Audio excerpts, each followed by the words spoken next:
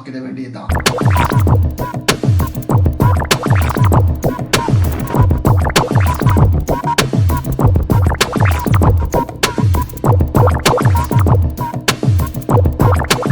வந்துகிட்டே இருக்காங்களே, இவனை எங்க வச்சு வெட்டலாம்?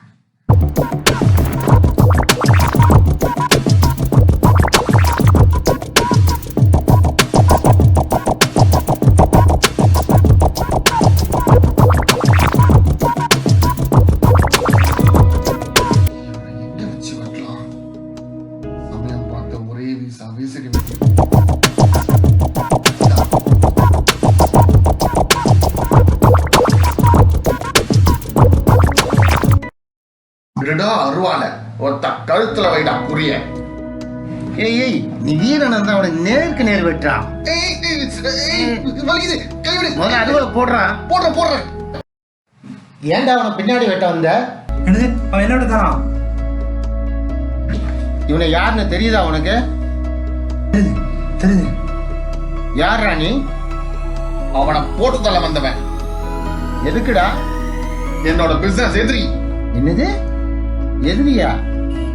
என்ன பிசினஸ்? பெட்டிக்கடை, இத்துணூண்டு பெட்டிக்கடை. அதுக்காக அவனை வெட்ட வந்த? பேருக்கு தான் இத்துணூண்டு பெட்டிக்கடை. அதுல நான் பெரிய லெவல்ல இல்லீகலா பிசினஸ் பண்றேன். எல்லாத்தையும் போலீஸ்ல போட்டு கொடுத்துட்டான். இவனை நீ வெட்டி கொண்டுட்டா போலீஸ்ல மாட்டிக்க மாட்டேன்? உன்னை பிடிச்சி ஜெயில போட்ட மாட்டாங்களா? அதை பத்தி எனக்கு கவலை இல்லை. நான் வக்கீல் கிட்ட பேசிதான் வந்தேன்.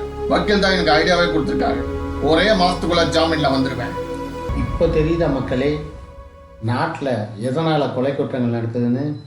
ஜாமீன் ஒன்று இல்லைன்னா கொலையும் நடக்காது, குற்றமும் நடக்காது, கூலி படையும் இருக்காது, கோவிந்தா படையும் இருக்காது.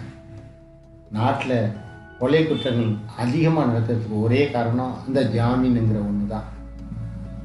நம்ம நீதி அரசர்கள் நல்லா கண்ணை திறந்து பார்த்து இவன் குற்றவாளியா குற்றம் மற்றவனா என்பதை நன்கு ஆராய்ந்து இந்த ஜாமீனை தந்தாலே கண்டிப்பாக கொலை குற்றங்கள் குறையும். கொலை குற்றம் குறையணும்னா போலீஸ் மேலே குறை சொல்லி பிரயோஜனம் இல்லை.